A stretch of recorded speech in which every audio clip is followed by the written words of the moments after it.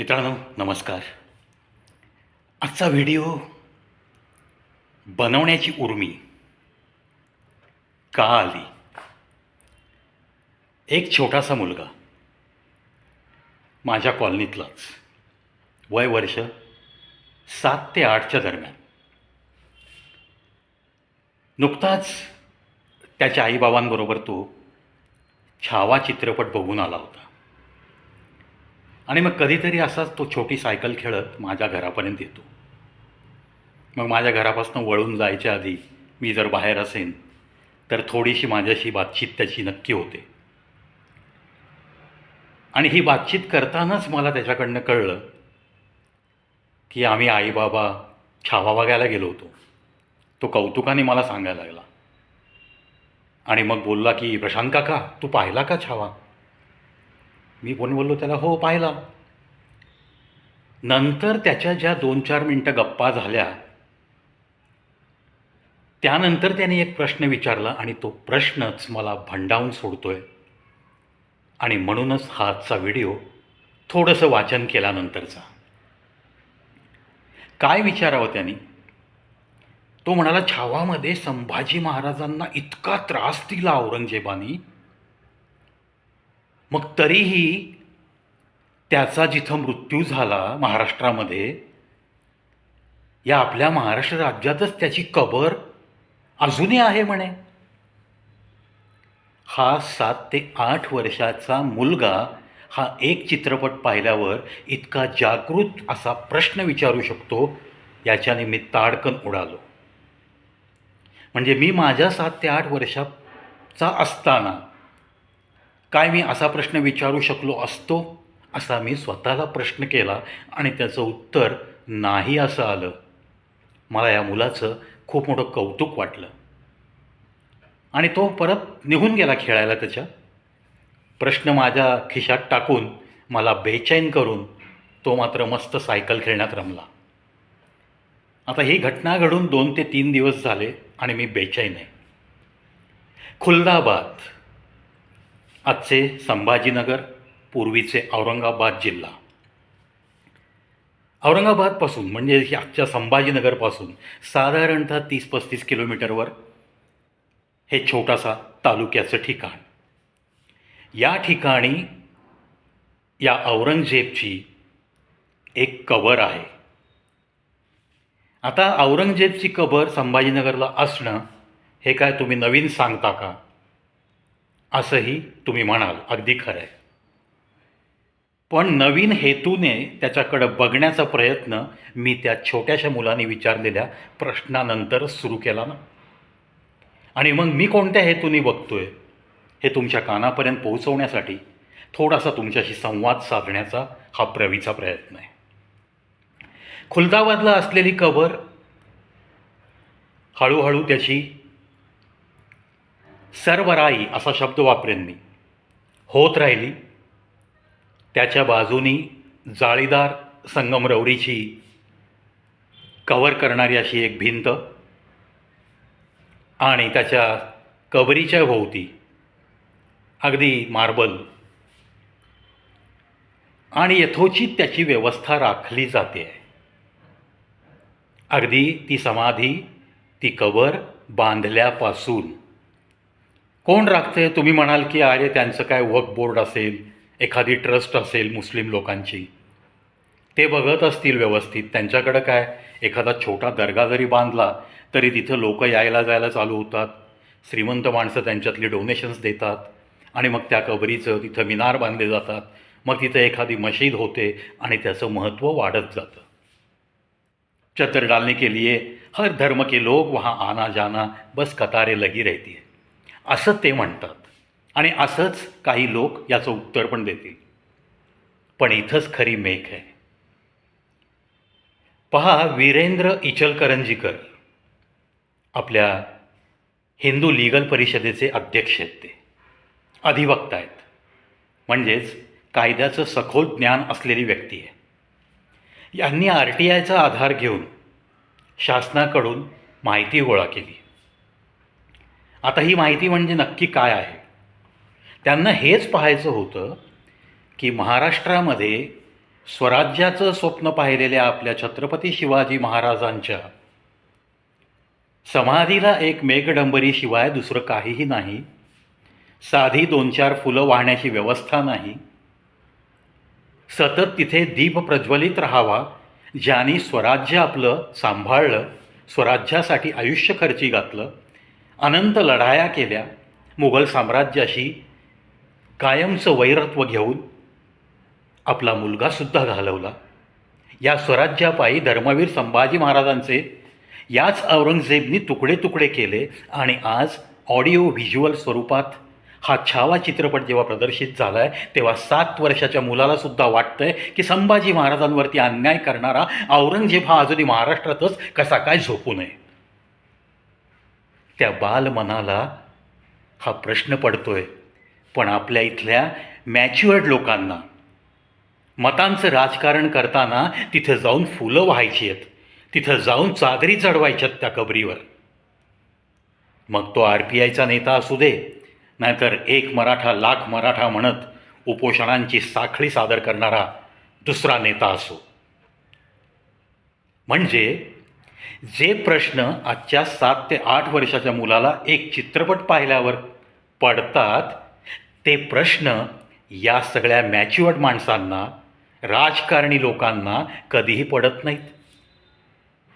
आपल्या या वीरेंद्र इचलकरंजीकर यांनी माहितीच्या अधिकाराखाली काढलेली माहिती ती सांगते की 2011 ते 2023 6,59,900 रुपये इतका खर्च या कबरीची देखभाल करण्यासाठी महाराष्ट्र सरकारने उचलला आहे. म्हणजे महाराष्ट्र सरकारच्या बजेटमध्ये ही तरतूद पूर्वीपासून केली गेलेली आहे. अगदी सुरुवातीचा काळ त्यांनी घेतला, त्यामध्ये माहिती अशी मिळाली की त्यावेळेस या कबरीची देखभाल करायला 1 वर्षामध्ये साधारणतः 4 ते 5 हजार खर्च येत होता. तेव्हापासूनची माहिती गोळा करत हा आकडा गेला आहे 6,59,000 समथिंग. महाराष्ट्र सरकार ज्या स्वराज्याच्या रक्षकांचे तुकडे ज्यांनी केले त्याची कबरीची देखभाल आपलं सरकार करतंय. इतक्या मोठ्या मनाचं सरकार मला नाही वाटत जगातल्या कुठल्याही देशात असेल. आज जर्मनीच्या ॲडॉल्फ हिटलरनी गॅस चेंबरमध्ये हजारो लाखो माणसं कोंबून मारली. त्या जर्मनीमध्ये जर ॲडॉल्फ हिटलरची समजा पुतळा बसवला, कबर केली, त्याच्यावर कोणी फुलं वाहतील का? ज्याला एक क्रूर कर्मा असं लेबल लागलं जातं, ज्याची कीर्ती हे लोकांचं नुकसान करणारी कीर्ती असते, ज्याची कीर्ती दुसऱ्याचं राज्य ओरबाडून श्रीमंत होण्याची कीर्ती असते, ज्याच्या कीर्तीमध्ये स्वतःच्या बापाला जेलमध्ये डांबून नंतर गादी हस्तगत केली हा इतिहास आहे. आणि त्याच बापाला जेलमध्ये स्लो पॉयझनिंग करत मारून टाकलं गेलं. एक माणूस जो आपल्या स्वतःच्या भावाचं शीर धडापासून अलग करतो आणि एका मोठ्या ताटामध्ये छानपैकी मखमली कापडाच्या खाली ते शीर ठेवून स्वतःच्या बापाला हे घे तुझ्या दुसऱ्या लेकराचं मुंडकं असं म्हणून पाठवतो, तोच हा औरंगजेब. अशा व्यक्तीची कबर महाराष्ट्र शासनाच्या तिजोरीतनं तो खर्च ॲडजस्टमेंट करण्यात येत आहे वर्षानुवर्ष. हे ऐकून मला त्या मुलाने विचारलेल्या प्रश्नाचं मोठं कौतुक वाटलं. आणि नक्कीच हे सगळं बंद झालं पाहिजे, याच्यासाठी आता जनसामान्यातनं उठाव झाला पाहिजे असंही मला वाटून गेलं. प्रश्नच नाही, काही भिजत घोंगडी पडली आहेत ना, ही आता पार उकरून उद्ध्वस्त केली पाहिजेत. मला गंमत वाटते की ज्या हिंदुत्ववादी पक्षाचं सरकार होतं 1994-95 त्या काळातसुद्धा हिंदू हृदय सम्राट सन्माननीय बाळासाहेब ठाकरे आणि त्यांचे सर्व काही प्रशासन चालवणारे मंत्री यांच्या डोक्यात हा विचार कसा काय आला नाही? त्यावेळेस असा हा प्रश्न का उभा राहिला नाही? म्हणजेच audio visual clipping of history, it makes a lot of difference. आज छावा चित्रपटात जे दाखवलं गेलं त्याच्यातनं लहान लहान मुलांनासुद्धा कळलं की आपल्या धर्मवीर संभाजी महाराजांचा अतोनात छळ कसा झाला. किती प्रकारच्या त्यांना यातना दिल्या गेल्या, कशा पद्धतीने त्यांचे तुकडे करून ते नदीकाठी फेकले गेले आणि त्याला अगदी त्या संभाजी महाराजांच्या तुकड्यांना जर कोणी शिवेल तर त्याला सुद्धा मृत्यूदंडाचं शासन केलं जाईल अशी दवंडी पिटवलेल्या त्या गावामध्ये बेवारस पडले होते ते तुकडे. यथावकाश काही त्या राजाच्या प्रेमी लोकांनी ते सगळे एकत्र करून शिवले वगैरे वगैरे, तो इतिहास सर्व ज्ञात आहे. म्हणजे आपल्या स्वराज्याच्या रक्षकाला वय वर्ष 32 असताना वाईट प्रकारच्या यातना, अनंत यातना, अनन्वित छळ करून, जो तुम्ही कल्पनेत सुद्धा सहन करू शकत नाही, जो तुम्ही पडद्यावर पाहताना सुद्धा ओक्साबोक्शी रडता, असा छळ करत त्या राजाचे तुकडे करणाऱ्या या औरंगजेबाची कबर आणि त्याची व्यवस्था महाराष्ट्र शासन बघतंय हे पाहूनच अंगावर काटे येऊ लागलेत आणि चीड येऊ लागली आहे मनस्वी. किती सिक्युलर राहणार आहात आपण? शासनाच्या दरबारात तुम्ही मंत्री म्हणून पांढरे कपडे घालून मिरवणारे लोक किती सिक्युलर राहणार आहात तुम्ही? काय मान ठेवणार आहात तुम्ही छत्रपती शिवाजी महाराजांचा आणि धर्मवीर संभाजी महाराजांचा? आहात न खुर्च्यावर, ताबडतोब हा प्रश्न मार्गी लावा. तिजोरीतून एकही पैसा जाणं बंद झालं पाहिजे, म्हणजेच थोडक्यात ही कबर तिथं नकोच आहे. निर्णय घेऊ शकताय तुम्ही. सर्व व्यवस्था करा आणि हा निर्णय डिक्लेअर करा.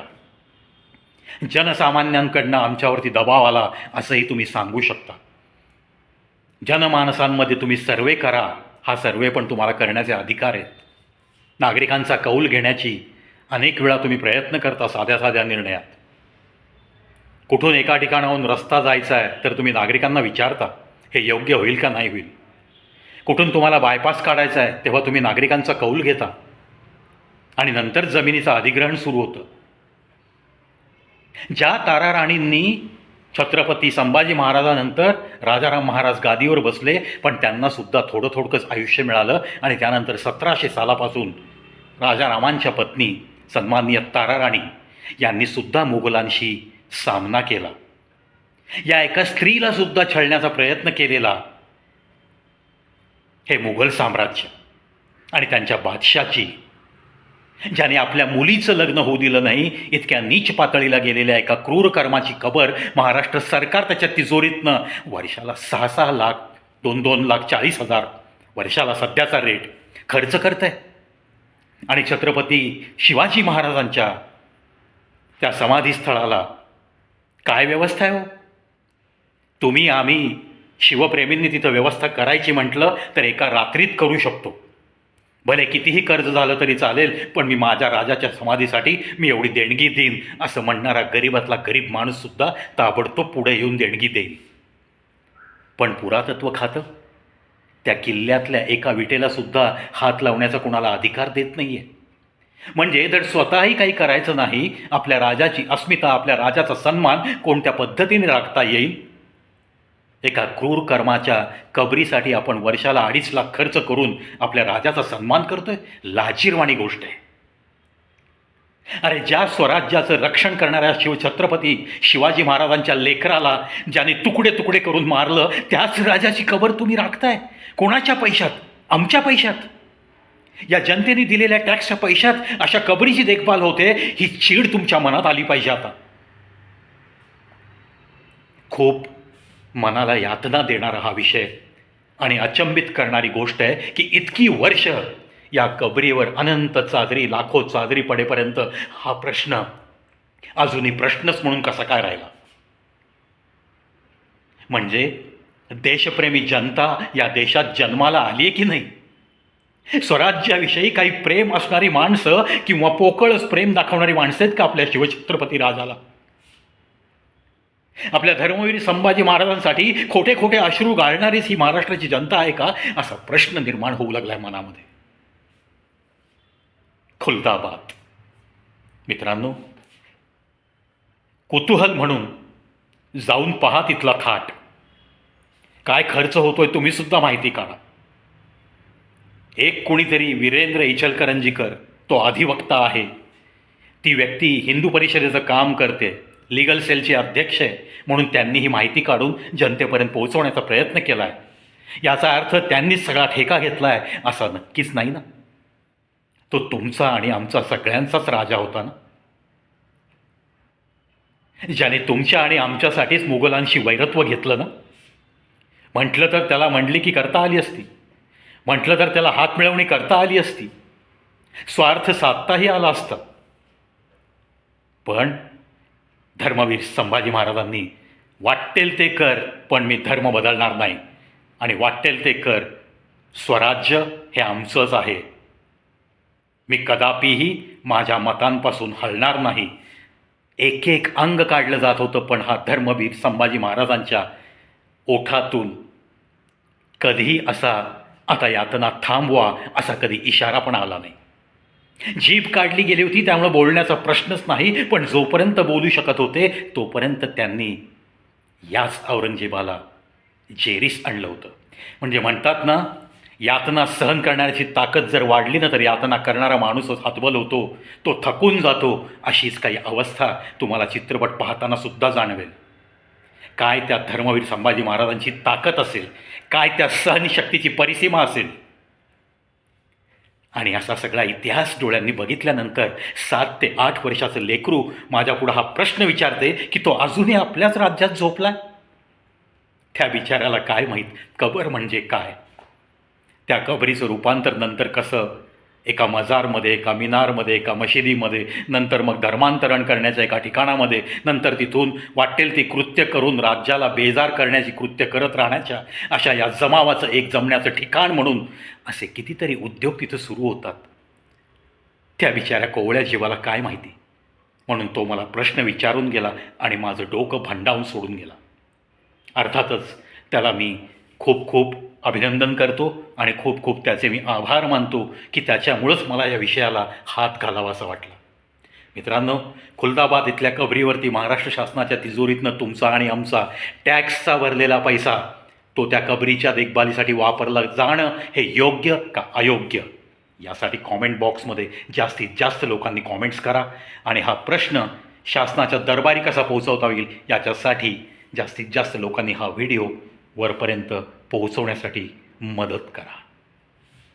जय महाराष्ट्र.